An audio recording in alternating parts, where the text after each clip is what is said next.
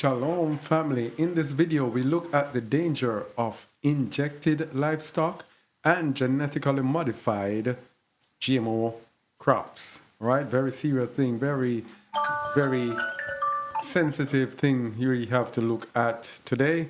But watch this video.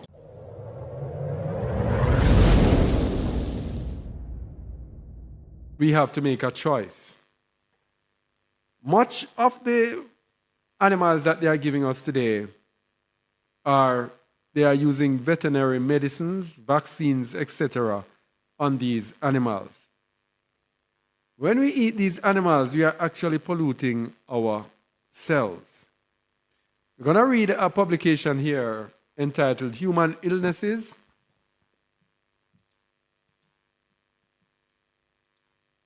Human illnesses associated with the use of veterinary, I can't even say that word, VACC. Yeah? VACC. So let me give it a read. Veterinary vaccines are being used with increasing frequency in the United States to protect the health of animals.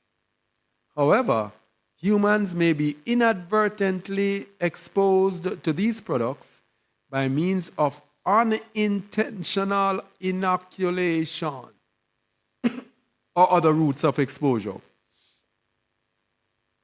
So in other words, if you eat it, it could mean that you are being inoculated. That's what we tell people, and they say, oh, no such thing. No, it's safe, it's safe.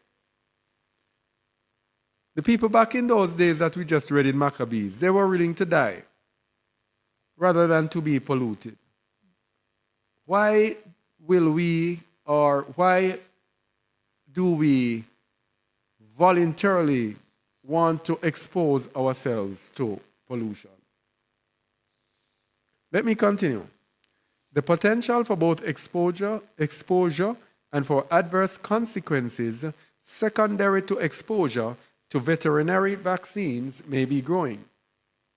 With the exception of brucellosis vax, there have been few reports of suspected or confirmed adverse events in humans associated with the use of animal vax.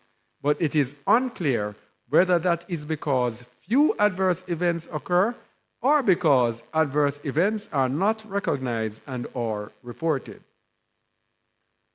I can guarantee you, where money is concerned and where pharmacia is concerned, it's not going to be publicized.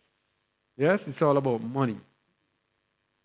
Results of a search for relevant literature and of communications with health officials at governmental and private institutions suggest that enhanced efforts are needed to recognize and to prevent human illnesses associated with use of veterinary vax. So this is something that is being hidden from people. This comes from a book called Clinical Infectious Diseases by Larry J. Strasbaugh and Ruth L. Berkelman. All right? So that is another way. What we are showing people, it is a danger to our temples of allowing ourselves to be fed by the nations. This is what we're talking about. We have been long advocates here of feeding ourselves to ensure that we are not polluted by the Gentiles. As long as you go to their supermarket, as long as you eat their food, and like the people here are misled into thinking that they need their pharmacia to survive.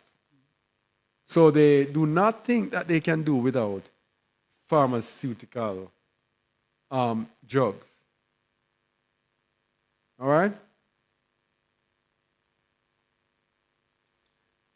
But they also pollute the vegetables and grains, etc., with genetically modified food. We're showing you people why there is no choice. We have to get on the farms for ourselves, or else we're going to be in problems. Science and, sorry, this is a source from FDA.gov, which says the title is How Are GMOs Made? Fact sheet. We hear about GMOs all the time, but how are they made? Science and history of GMOs and other food modification processes. GMO, genetically modified organisms, has become the common term consumers and popular media use to describe foods that have been created through genetic engineering. Genetic engineering is a process that involves 1. Identifying the genetic information or gene that gives an organism, plant, animal, or microorganism a desired trait. So first, you'll leave something, if it's something that can fight disease, they will even take it out of a pig, the genetic code. A pig is immune for certain disease. They take that gene out of the pig and put it in the plant. That's genetically modified food. That's an example. Then, after you identify the gene, you copy that information from the organism that has the trait. Then, after you copy the gene, you insert that information into the DNA of another organism. Then you start growing the new organism. That is your genetically modified organism. So they pollute our food. So then we decide that, you know what? We are going to grow our own food. What do? If we decide to grow the food ourselves, they pollute the seeds. Genetically modified seeds. Let's look at the impact of genetically modified crops and seeds on farmers. This comes from Penn State law. I'm telling you that we're using their sources. Their sources. Where in it do we go? I need to see. It's a large publication. I need to see where I should go. Give me a minute, please.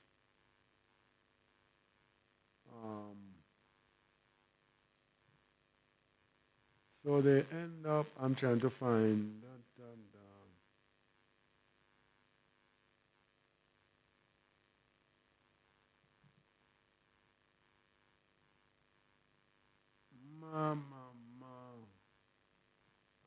I can't find it. I need it. What GMOs made? Oh, yes. Our significant. Okay, I get what I should read now. Right. So, genetically modified seeds are a significant step forward in the production of agricultural crops. GM seeds are seeds that have been modified to contain specific characteristics such as resistance to herbicides, in the case of Roundup Ready products, or resistance to pests, in the case of BT corn. But the method of modification used with GM seeds varies from the traditional method in an important aspect. The genes have not been modified over generations of cross-fertilization, but rather inserted directly into the DNA of the seed. Although this method is more efficient, critics fear that the result, a novel gene combination, may have health or environmental impacts that are not being addressed adequately. As a result, the technology is surrounded by significant controversy. Now, when you put in the genetic code into an item, it must disrupt what was there before. If something is natural and functioning and you inject something in it to make it function differently, it must modify it. Must modify it. Yes? And this is what happened. We're going to look at the disadvantage. There's a disadvantage that let me see.